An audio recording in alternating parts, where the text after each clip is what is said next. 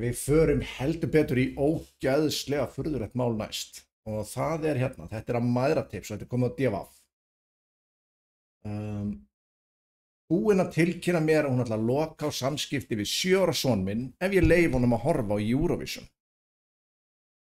Íslensk móðir leitar ráða en vinkona, þetta er semst frá hópnum mæðratips. Íslensk kona leitar ráða en vinkona hennar hefur hótað að loka á 7 ára son hennar ef hann fær að horfa á Eurovision. Fyrra undanúrslita kvöldið er í kvöld og mun dúóið Vibe stíga fyrstir á svið fyrir hönd Íslands. Við óskum þeim að sjálfsögðu góðs gengis, mér finnst það geggjað skemmtilegt lag. Strákarnir flottir, danshópurinn ógeðslega töff. Ég hef reyndar ekkert að fylgjast með undirbúningu þeirra fyrir keppnina.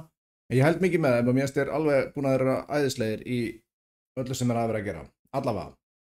Konan óskaði eftir ráðum á Facebook í Facebook-hópnum Mæðratips. 7 ára sonur minn elskar Eurovision og er ægilega spenntur að horfa á keppnina. Ein okkar besta og nánasta vinkona er búin að tilkynna mér að hún ætli að loka á samskipti við 7 ára son minn ef ég leyfi honum að horfa á Eurovision. Vegna þáttöku Ísraels í keppni, hann sé að fremja glæp og hún ætli ekki að eiga samskipti við hann aftur. Er mér ein að finnast þetta galin hegðun og framkoma við 7 ára barn, vantar smá backup með þetta. Ég hef haldið honum frá umræðum stríð og pólitíska hlið á Euro sem er kannski rangt að mér, en að hóta því að hætta samskipti með 7 ára barn því það ætlar að horfa á Vibe finnst mér svo brútal.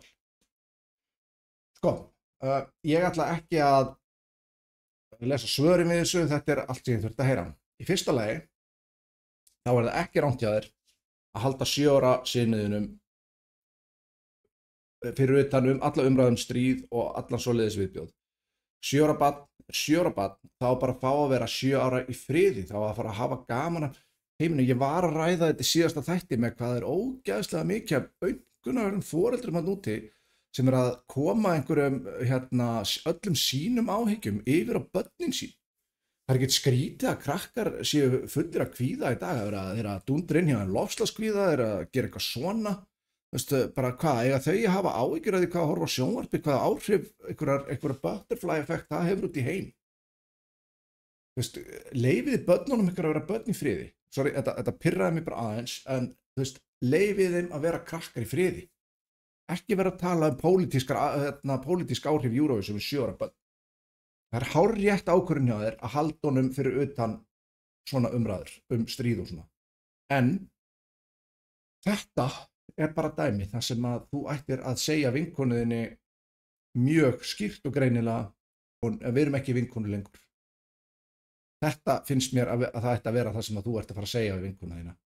Ætti mér að vera fyrir vinkonuðin. Manneskja sem tala svona við 7 ára barn, hún er eitthvað geðveik. Það er eitthvað meira lítið að í hausnum á henni. Ég ætla bara að segja þetta sko og bara með fullri virðingu fyrir öll, mér er alveg sama hvaða hliði takið í þessum átökum og allt svoleiðis.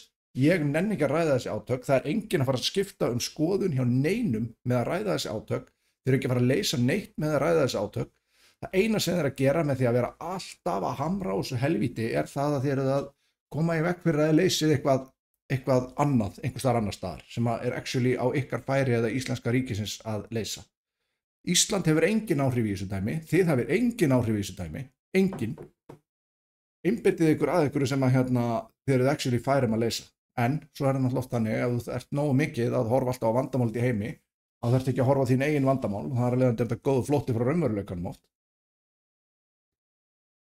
En, hundurinn hinskili, þarna, ef þú talar svona 7 ára barn, þá er eitthvað aðrir í hausnum. Og þetta er manneskja sem að þessi fjölskylda ætti ekki bara að hætta að tala við, þegar þetta gerir henni fullkomlega ljóst af hverju þau eru að tala við hana. Þetta er manneskja sem ég myndi sparka í afturendan á út úr mínu lífi. Það er eitthvað að þér ef þú talar svona við börn. Það er ekki flóknara það.